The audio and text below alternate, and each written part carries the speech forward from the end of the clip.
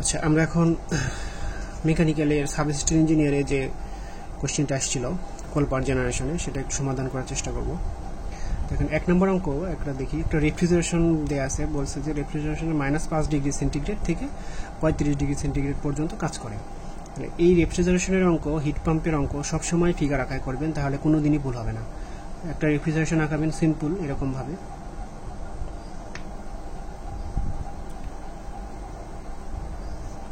আঁকায় নেবেন, এটা কম্প্রেসার।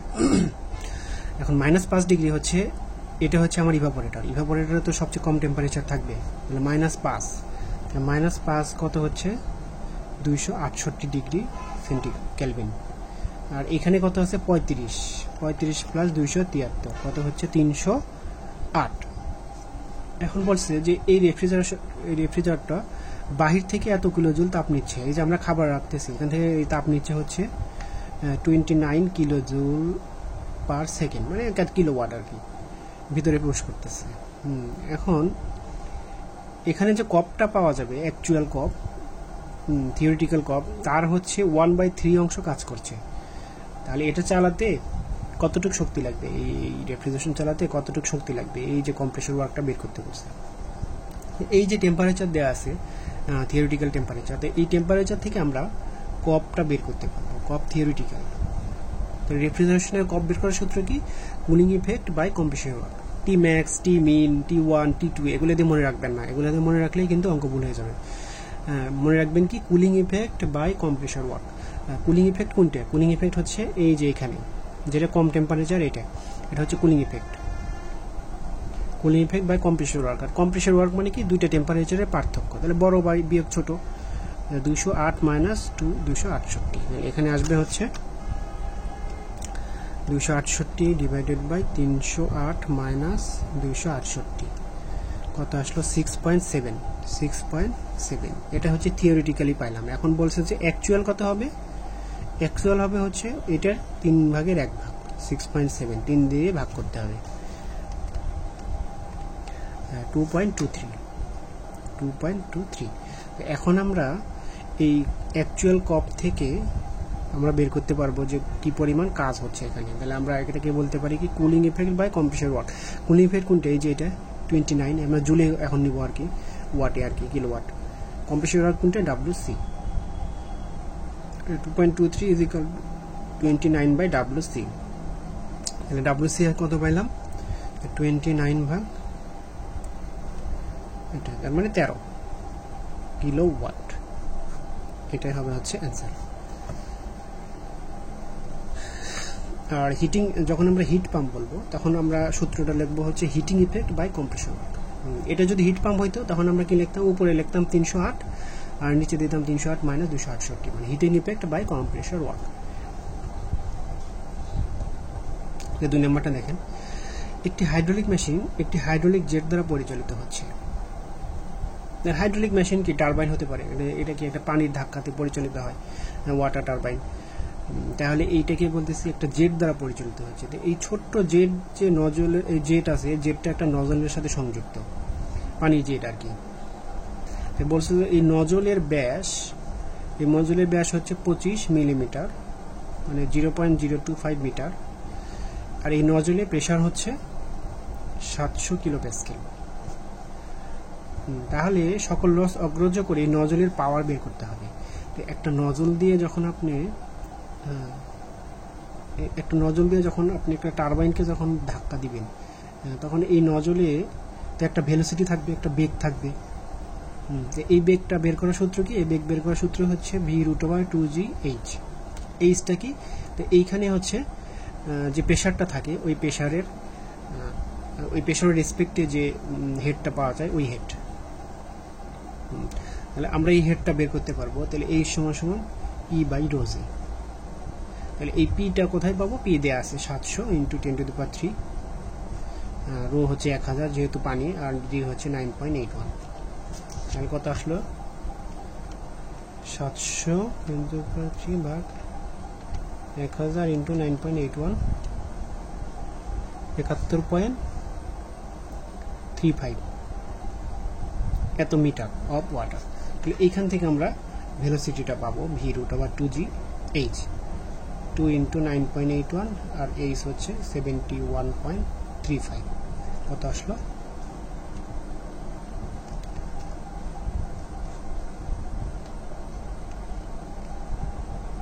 9.81 ইন্টু 2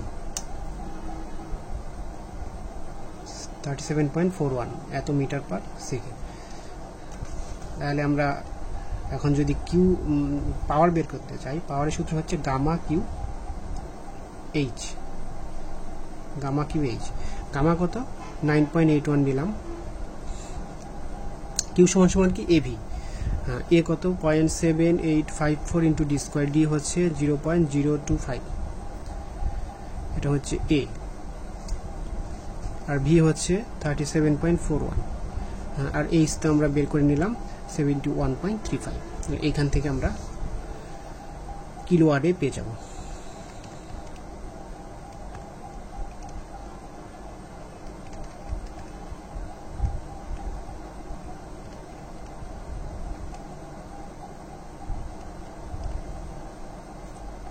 বারো 12.85 কিলোওয়াট।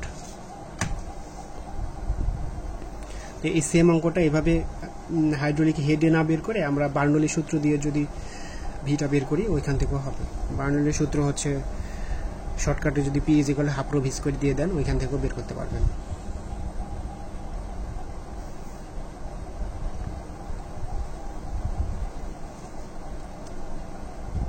তো 3 নম্বরটা দেখেন, কত নিউটন বল প্রয়োগ করলে পাইপের ব্যাস এত থেকে এত কমে হবে আর কি, পয়জন রেশিও দেওয়া আছে এত, মডুলাস অফ ইলাস্টিসিটি দেওয়া আছে এত। তো এইখানে এ ধরনের অঙ্ক করার জন্য আপনারা এই স্ট্রেস স্ট্রেন ডায়াগ্রামের যে সূত্রগুলো ওগুলো খুব ভালোভাবে জানতে হয়। তো এখন দেখেন যে এই যে ডায়া কিন্তু পাইপের কমে গেল, তো এখানে একটা ফোর্স অ্যাপ্লাই করার কারণেই তো কমে গেল। এই ফোর্সটা যে কত সেটাই কিন্তু বের করতে হবে, এই ফোর্সটা কত। তো এখানে দেখেন ইনিশিয়াল ডায়া ডিআই যদি ধরি দেওয়া আছে 150 মিলিমিটার, আর ফাইনাল ডায়া দেওয়া আছে হচ্ছে 149.5 মিলিমিটার। আচ্ছা, আর দেওয়া আছে হচ্ছে পয়জন রেশিও মিউ 0.3, আর ই দেওয়া আছে 2 ইন্টু 10⁸ কেজি পার সেন্টিমিটার স্কোয়ার। এখন এইটাকে আমার নিউটনে নিতে হবে, প্যাসকেলে নিতে হবে। প্যাসকেলে কীভাবে নিব দেখেন, এখানে সেন্টিমিটারকে আগে মিটারে কনভার্ট করতে হবে। তাহলে সেন্টিমিটারকে যদি মিটারে কনভার্ট করতে দেয় 100 দিয়ে ভাগ করতে হবে, 2 বার 100 দিয়ে ভাগ করতে হবে। তাহলে 100 দিয়ে ভাগ করলে আর 100-র উপরে চলে আসবে 2 ইন্টু 10⁸ ইন্টু 10⁴, 100 ইন্টু 100। আর জিকে আমরা নিউটনে নিতে চাইলে 9.81 বা 8 গুণ করে দিলেই এটা নিউটনে চলে যাবে। তাহলে নিউটন পার মিটার স্কোয়ার, তাহলে এটা থাকলো।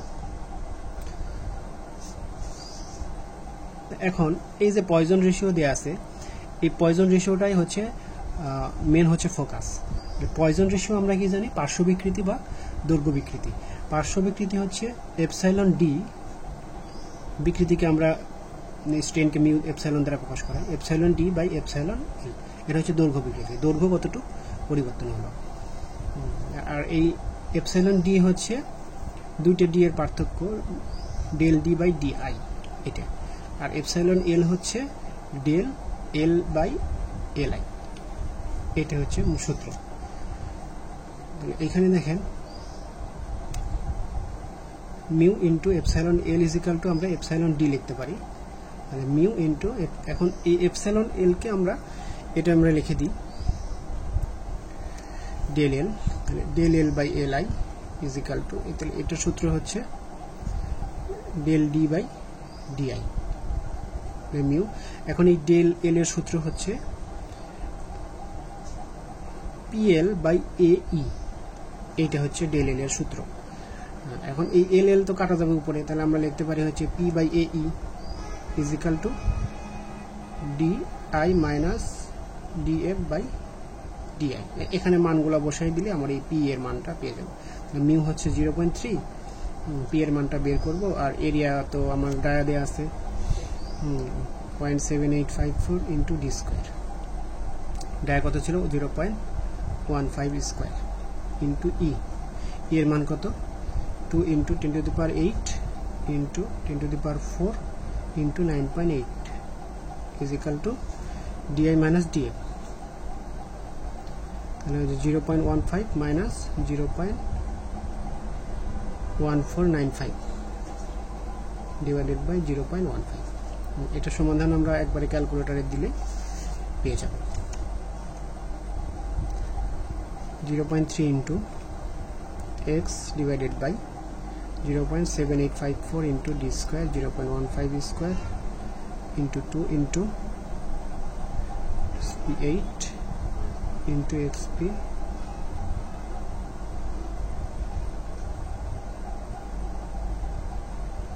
and 4 into 9.8 is equal to 1495 भाग 0.15।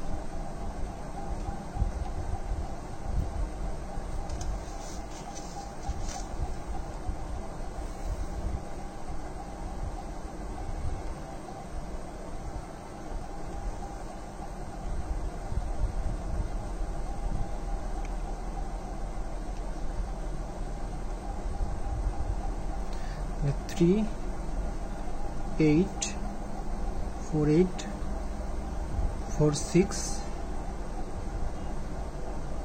into 10 to the power 4 Newton, এটা হচ্ছে অ্যান্সার।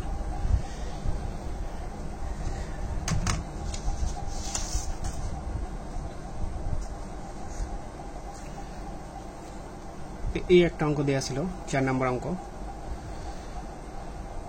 তো এখানে দেখেন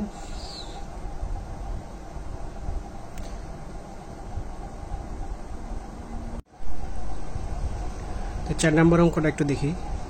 4 নম্বর অঙ্কটা দেখেন, বলছে যে চিত্রের ন্যায় 8 কেজি ভরের বস্তু ঝুলন অবস্থায় আছে। এইখানে একটা চিত্রে এখানে 8 কেজি একটা বস্তু ঝুলন অবস্থায় আছে। বলছে অবিকৃত অবস্থায় এ বি এর দৈর্ঘ্য 0.458 মিটার। এই যে এ বি যেটা দেওয়া আছে, এখানে একটা স্প্রিং দেওয়া আছে, এটা যখন অবিকৃত অবস্থায় ছিল তখন এটার দৈর্ঘ্য দেওয়া আছে 0.458 মিটার। এটা তো বিকৃত অবস্থায় দেওয়া আছে। এখন বলছে যে স্প্রিং কনস্ট্যান্ট কে হচ্ছে 300 নিউটন পার মিটার, এসি এর দৈর্ঘ্য নির্ণয় করো। এখান থেকে এসি হচ্ছে এটা। তো এই এসিটা আমার বের করতে চাইলে তো এখানে একটা অ্যাঙ্গেল দেওয়া আছে দেখেন। তো এখানে যদি আমি একটা ত্রিভুজ চিন্তা করি, এই ত্রিভুজটা, তাহলে এখানে এই ভূমির মানটা যদি আমি জানি, আর তাহলে কিন্তু এই অতিভুজটা বের করতে পারবো, যেহেতু আমার একটা কোণ দেওয়া আছে।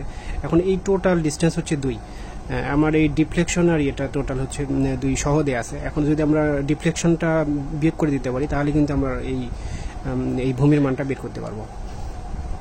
তো দেখেন এটা যদি আমরা একটি ফ্রি বডি করি, এই পয়েন্টটা হচ্ছে এটা, এখানে এদিকে গেছে হচ্ছে এসি, এইদিকে মানে ভূমির সাথে হচ্ছে এটা এবি, নিচের দিকে আছে হচ্ছে একটা 8 কেজি। তো 8 কেজি এটা কেজিতে আছে, আমরা নিউটনে নিয়ে নেবো, সমস্যা নেই। এখানে ল্যামের সূত্র যদি আমরা ইউজ করি তাহলে কিন্তু আমরা এবিটা বের করতে পারবো। দেখেন টি এবি ডিভাইডেড বাই সাইন, আমরা যেই বলটা নিব তা সেটার বিপরীত কোনটা নিতে হবে সাইনের সাথে, এটা হচ্ছে ল্যামের সূত্র। তাহলে সাইন 120 ডিগ্রি ইকুয়াল টু, এখন 8 যদি নিই 8 ইন্টু 9.81 নিউটন নিলাম, তাহলে এটার বিপরীত অ্যাঙ্গেল হচ্ছে এই 150, তাহলে সাইন 150। মানে এখান থেকে আমরা টি এ বিটা বের করতে পারবো। তাহলে 8 ইন্টু 9.81, 8 ইন্টু 9.81, উপরে হচ্ছে সাইন 120 আর নিচে হচ্ছে সাইন 150, কত আসলো 135.93 নিউটন, 135.93 নিউটন। এখন আমরা জানি না, এটা তো এফ ফোর্স, তাহলে আমরা জানি হচ্ছে কি এফ সমান সমান কি কে ডেল, আর এখান থেকে ডেলটা বের করতে পারবো টোটাল ডিফ্লেকশন কতটুকু হয়েছে আমার। টোটাল ডিফ্লেকশন যদি আমরা বের করতে চাই তাহলে del is equal to F by K. F এর ভ্যালুটা তো আমরা আগে বের করে নিয়েছি যে 135.93, আর কে তো দেয়া আছে 300, কত আসলো 0.453, এটা হচ্ছে মিটার। আর এটা হচ্ছে ডিফ্লেকশন, না টোটাল ডিফ্লেকশনটা হয়েছে এটা। আর দৈর্ঘ্যটার আগে অবস্থায় ছিল কত, আগে ছিল হচ্ছে 0.458, তাহলে টোটাল লেন্থটা কত হলো আমার এল এ বি, এটা টোটাল হচ্ছে লেন্থটা কত হলো, এবি হচ্ছে 0.453, আর তো ডিফ্লেকশন আর হচ্ছে আগে অবস্থায় ছিল 0.458, কত হলো 0.458, 0.91 এত মিটার। 0.91 এই ভ্যালুটা কোনটা, এটা কিন্তু এ বি এর দৈর্ঘ্য। এই যে এখান থেকে যে এ বিটা আমরা পাইছি এখানে যে ডিফ্লেকশনের পরে আগের মান প্লাস ডিফ্লেকশন, এই টোটালটাই হচ্ছে এ বি। এখন এই 2 থেকে যদি আমরা এইটা বিয়োগ করতে পারি তাহলে কিন্তু এই ভ্যালুটা পাবো, এই ভ্যালুটা পাবো, এই ভ্যালুটাই তো আমার লাগবে। এখানে আমরা কসের সূত্র ফেলতে পারি, যেহেতু আমার ভূমির মান জানা আছে, অতিভুজের মান লাগবে, তাহলে কসের সাথে যেহেতু 2 - 0.91 ভাগ cos 30, 1.26 মিটার। তাহলে cos θ = ভূমি বাই অতিভুজ। ভূমির মান কোনটা, এইটা হচ্ছে ভূমি, টোটাল হচ্ছে 2, আর 2 থেকে আমরা যদি এই মানটা বিয়োগ করতে পারি তাহলে কিন্তু আবার ভূমির মানটা পেয়ে যাবো, 2 - 0.91। তাহলে এই একটা অবজেক্ট দেখেন, 5 নম্বরটা দেখি। তো এই অবজেক্টটার আমরা ফ্রন্ট ভিউ আঁকাবো, টপ ভিউ আর রাইট হ্যান্ড সাইড ভিউ, এই 3টা ভিউ আঁকাবো। ফ্রন্ট ভিউ যদি আমরা দেখি, এই যে এখানে যে পার্টটা এটা দেখতে পাবো, নিচে একটা অংশ, এখানে তিনটা পার্ট দেখতে পাবো ফ্রন্ট থেকে। এখানে 3টা পার্ট আমি এখানে আঁকাই নিই।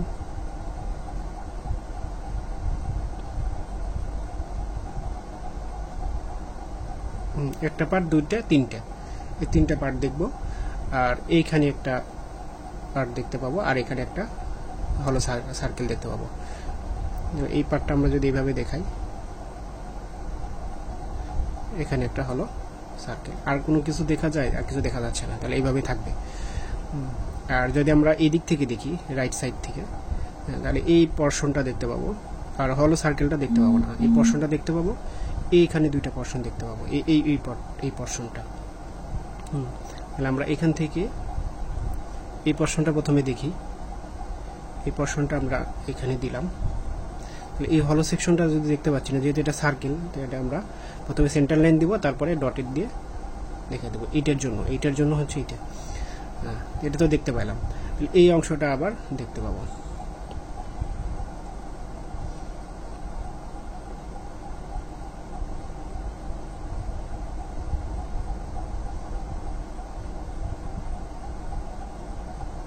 এই অংশটা, এটা হচ্ছে ফ্রন্ট ভিউ, এটা হচ্ছে রাইট সাইড ভিউ। আর টপ ভিউটা যদি আমরা দেখি, টপ ভিউ দেখলে আমরা এই একটা পার্ট, এখানে পুরো একটা এরকম পার্ট দেখতে পাবো, এই পুরোটা।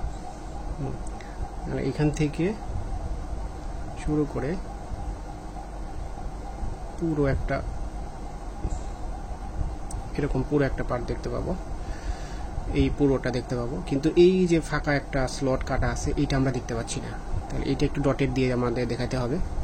আর যেহেতু এইখানে একটা হলো সিলিন্ডার আছে, হলো সিলিন্ডারটা আমাদের এখানে সিলিন্ডার, যেহেতু সেন্টার লাইন দিয়ে ডটেড দিয়ে দেখাতে হবে। এটা হচ্ছে টপ ভিউ।